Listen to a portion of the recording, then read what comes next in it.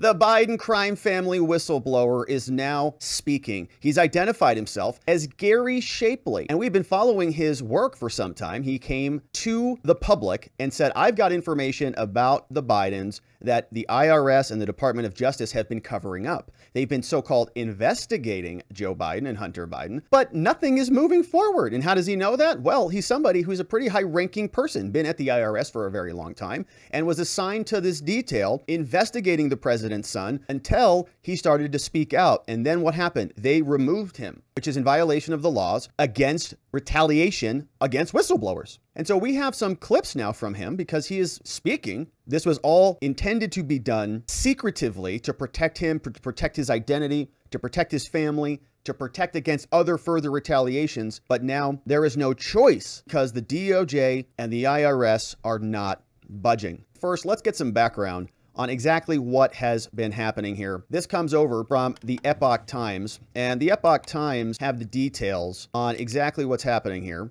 And they tell us that IRS whistleblowers in Hunter Biden's tax probe finally reveals his identity, confirming for us that the IRS slow-walked the investigation. An insider has been revealed. Gave us his name for the first time after filing previously an anonymous whistleblower disclosure about the agency's handling of Hunty. Attorney Mark Little, we've been reading his letters for some time. You may remember them. Here's what one of them looks like. A letter to Congress. This one sent previously, April 19th, 2023. And this was just the starting salvo, opening salvo in a much longer conversation. But they sent this to everybody. Ron Wyden, Jason Smith. We're going to hear about Ron Wyden and why he's a liar in a minute. Mike Crapo, Dick Durbin, Lindsey Graham, and Grassley, along with the Nadler, the Wadler, Jim Jordan got a copy, and many others. He said, I represent an IRS criminal supervisory special agent. Been working on a controversial subject since early 2020. He's made legally protected disclosures internally already at the IRS, and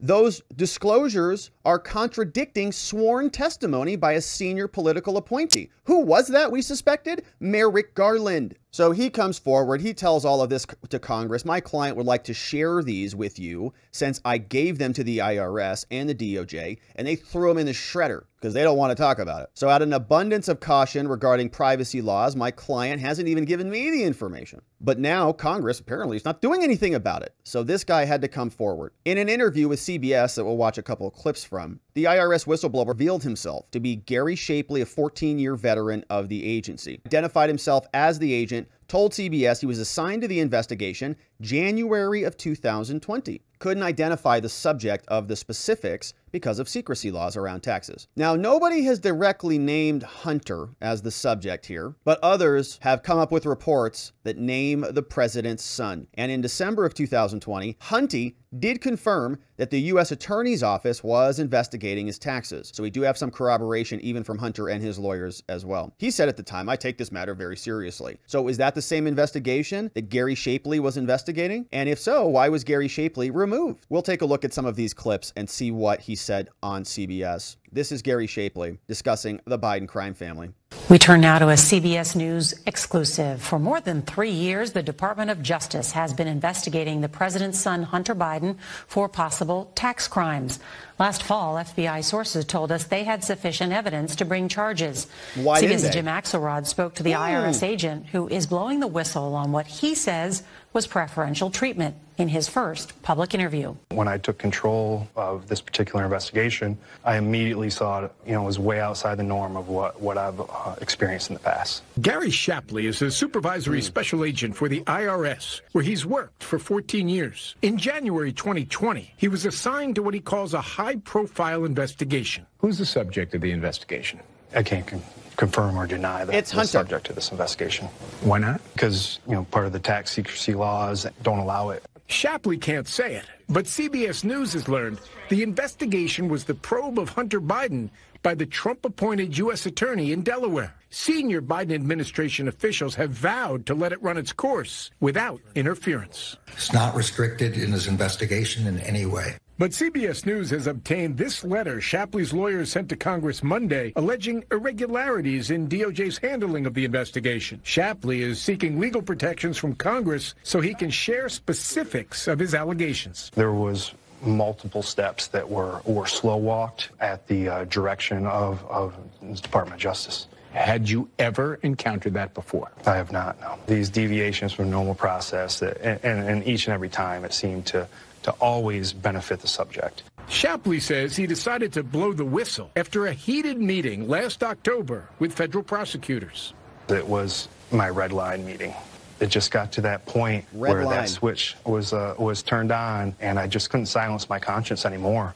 Did you let prosecutors know you were unhappy? I don't think I can answer that. Hunter Biden has denied any wrongdoing. Like civil servants. The IRS agent told us he is a registered Republican. His whistleblowing is being assisted by an advocacy group with past ties to the GOP. But Shapley says this is not about politics. Why do you want to navigate these waters? I don't want to do any of this. I took an oath of office, and when I saw the egregiousness of some of these things, it no longer became a choice for me. It's not something that I want to do. It's something that I feel like I have to do. Okay, so we get some details on this whistleblower. I absolutely hate how CBS does these interviews. They cut him all over the place. I'd like to just hear the guy talk for, 5 minutes and just see what he says. But they clip this all a million different ways for whatever reason. But a little bit of information comes out of this that he felt pressured and couldn't take it anymore. There was a red line that was crossed. And once it became pertinent or apparent that prosecutors were not going to be investigating this,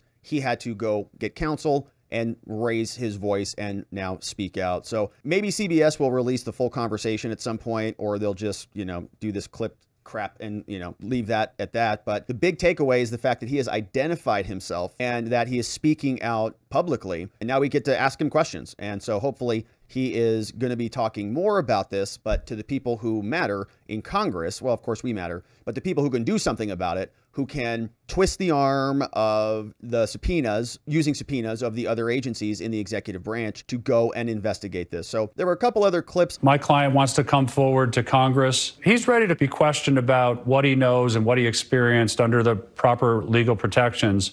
Attorney Mark Lytle's client is a supervisory special agent at the IRS who's prepared to tell Congress the investigation he's been working on has been hampered by what he thinks is special treatment. Maybe it'd be nice if we could hear him talk. Typical steps that a law enforcement investigator would take were compromised because of political considerations.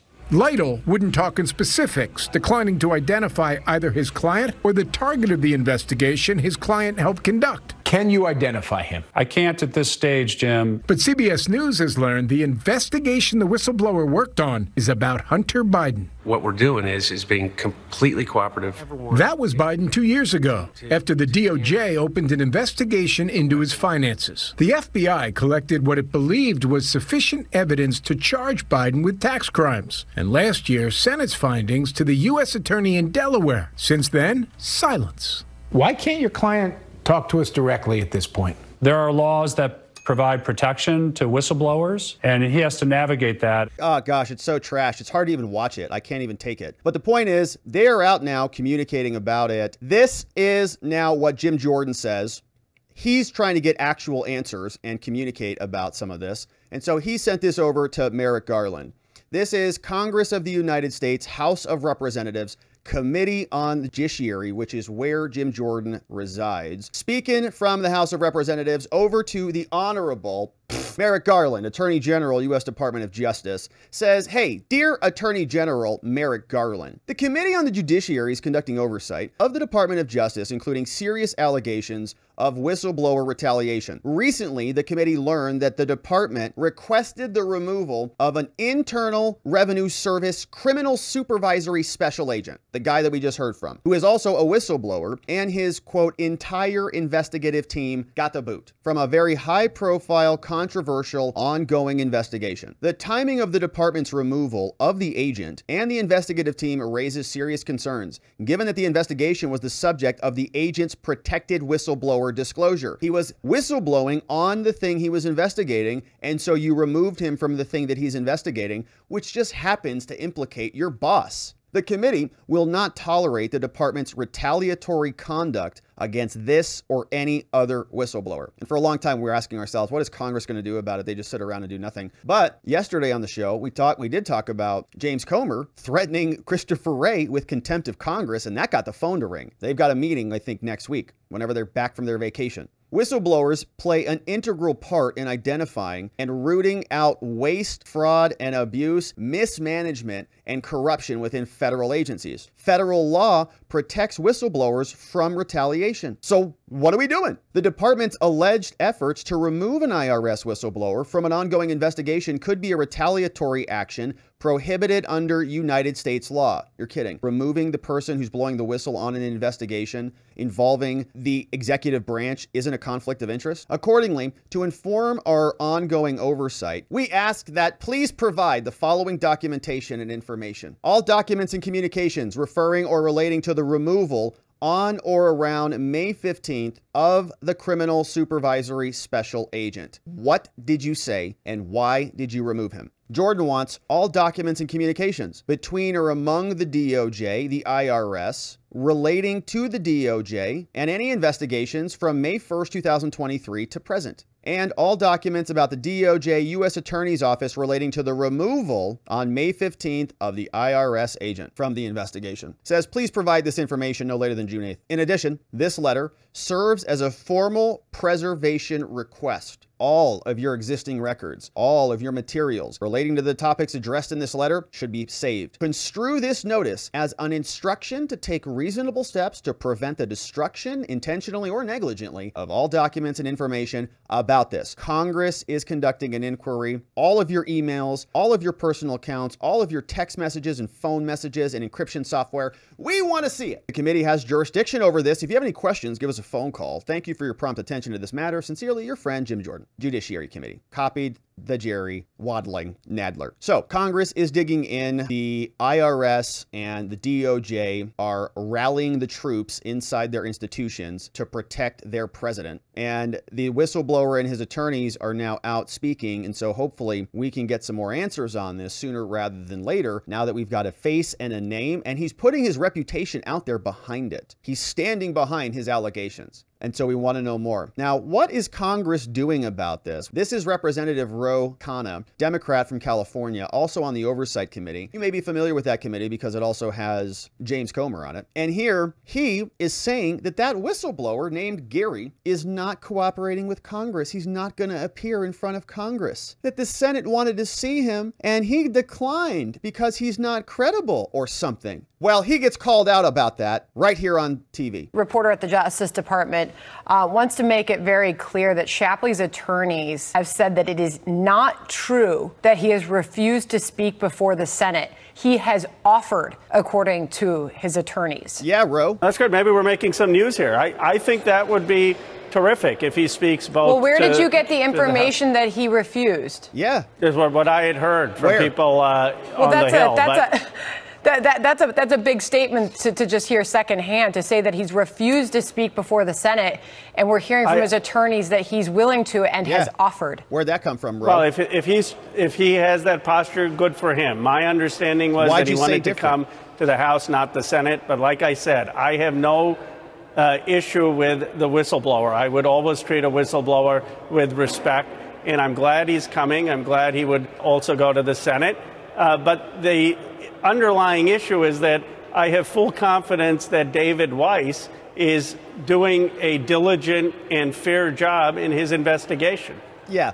Okay. David Weiss is the U.S. attorney from Delaware who has been sitting on this case for a very long time and not doing anything. And they say that he is not conflicted because Trump appointed him. But the Biden administration kept him and said, well, why don't you just keep investigating what's happening over there with Hunty? Nothing's happening. They don't want to appoint a special prosecutor. They're saying there's no conflict of interest there, even though there's mounds of evidence that Hunter was using Joe Biden. Hunter was the bag man for Joe. And Joe controls the executive branch. Apparently, allegedly. Don't know whether he controls even his bowels at this point, but he is in control, technically, of the executive branch, which is what the DOJ resides under. So there is a clear conflict of interest, but Ro Khanna and the Democrats don't want to acknowledge that. They want to just say David Weiss is going to take care of this. And what are we probably going to see? Tax charges that he'll just pay off, or a gun charge that he'll just go on probation for, that nobody cares about. Never mind the mounds of evidence that exist in his laptop that nobody wants to talk about.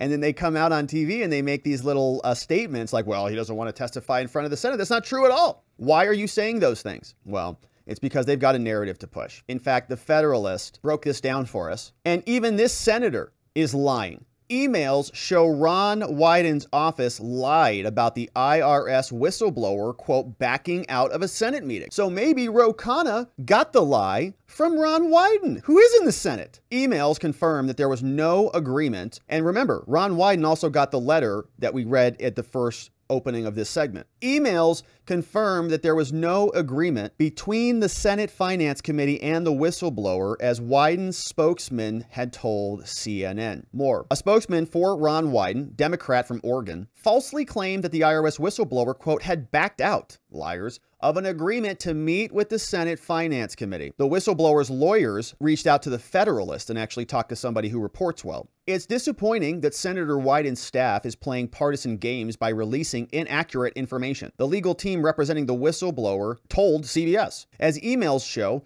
our client didn't back out of anything because there was never anything to back out of. CNN also reported the Senate Finance Committee's claims, quoting Wyden's spokesman, Ryan Carey. He said the following: committee staff on both sides agreed with counsel to meet directly with the whistleblower next week. However, the whistleblower has since backed out of that agreement and declined an attempt to reschedule. These liars, man. Carey added that Chairman Wyden's staff stand ready to arrange a meeting on terms that comply with the laws to protect taxpayer data and ensure a fair and rigorous investigation. No, they don't. CNN later updated its article to include a detailed denial of the staffer's claim. They're trying to pre-butt the story. They're trying to water down and whittle away at this whistleblower's credibility, and they're using the full power of the Senate and all of their media acolytes to do it. This stuff is not a mistake. It's intentional. He backed out? No, he didn't. CNN updated the article later, after it was published, after it was read. Emails obtained by the Federalist between Shapley's lawyers and Wyden's staff confirm the whistleblower's version of the events. Oh, interesting. On Friday, May 19th, Mark Little,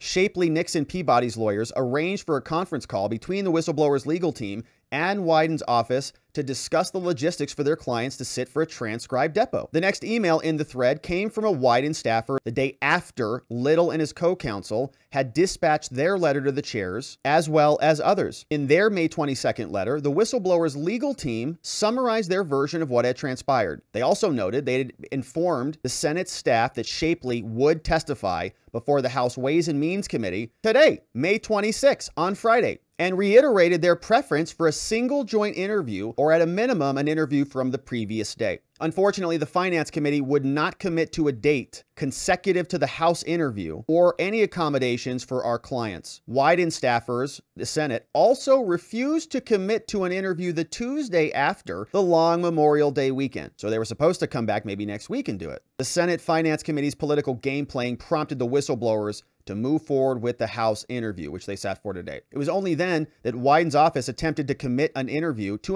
with the whistleblower before the Senate Finance Committee. The staffer from Wyden's office sent an email that both ignored Shapley's letter and misrepresented the prior communications. All right, so Ron Wyden and his staffers are again being dishonest. The email communications back up those claims, with the whistleblower's legal team writing that during their Friday call, Wyden's office would not commit to either Thursday or the following Tuesday after the holiday. So the House is working with them, but the Senate's, which is still in control of the Democrats, is not. An email came in, said, "We asked you to reconsider Thursday, and you offered to check on logistics for Tuesday, expressing doubt that you could get a court reporter. We didn't hear from you over the weekend or on Monday, and thus we sent another letter." So that was from the whistleblower's lawyers. In response, Wyden and his team, they didn't dispute the sequence of events, but they wrote that since Tuesday was represented as a distant third option, it was just an option. In line with that agreement, Tuesday is when we're available to meet. Let us know how you'd like to proceed. The final email confirms there was no agreement between the Senate committee and the whistleblower, but only efforts to continue to reach an agreement. Now, they tried to get clarification from this staffer called Daniel Gosshorn, the Wyden staffer, asking, sir, at the Wyden camp, did the senator's spokesman just misspeak when he said that somebody had backed out, the whistleblower had backed out, he had an agreement, and then like a coward, he ran away? Did he just misspeak, or are you guys dishonest, partisan hack liars? Which one is it? When he said that there was an agreement for Shapley to testify. The Federalist also asked whether Wyden's office on Friday had been unwilling to commit. Gorson did not respond with a comment by press time. However, no matter the reason why they're refusing to conduct a joint interview, that may be their only option at this point. They're trying to delay. The whistleblower is appearing, showed up today, apparently Friday, before the Ways and Means Committee, and indicated an unwillingness to testify again later. Unwillingness, or maybe a willingness. I don't know if that's a typo or not. Rep. Smith, the House chair, shouldn't leave the decision up to Wyden, though, because the Senate Democrat has proven himself to be putting politics above the public interest. And we'll see what happens. That article written by Margot Cleveland. So they got the details. Ron Wyden's obviously a liar. His staffers are liars. They're trying to smear a whistleblower who has come out and tried to communicate about the truth on this thing. So the narratives are taking hold. And there is one Democrat who is also speaking out about this. He's running for the presidency, and he's got some pretty good poll numbers that have come out recently. His name is Kennedy. Let's listen. There was multiple steps that were slow walked at the direction of the Department of Justice. Had you ever encountered that before? I have not, no.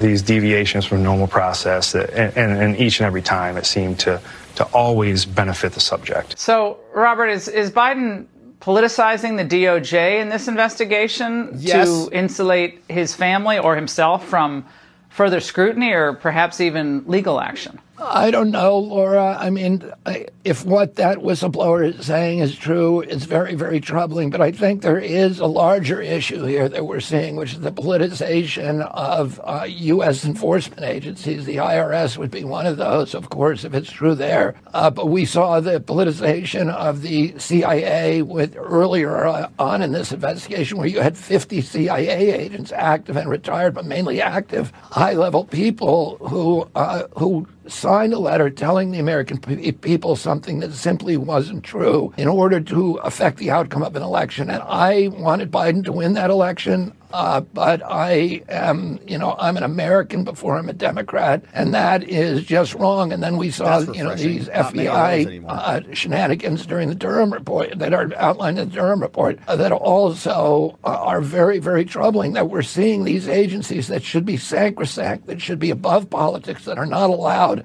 legally to propagandize the American people, and they are being drawn into the vortex of politics. And this is a very, very troubling development for our democracy. Well, Indeed. And so that's Robert Kennedy explaining that he is a Democrat. Second to his Americanism, which is first, would be a nice model for other Democrats to emulate. But the IRS whistleblower is now speaking. We're going to continue to follow Gary Shapley. And so mega shout outs, ultra strength and energy send off to Gary Shapley and his attorneys, because now that he has been identified, the amount of pressure that is coming to bear upon them will be very high, and he's going to need the strength and energy and courage to continue forward, because he's fighting some very awful, evil, and demonic people out there in the oppositional party that he is calling out and calling to task, and there will be forces at work to try to stop him.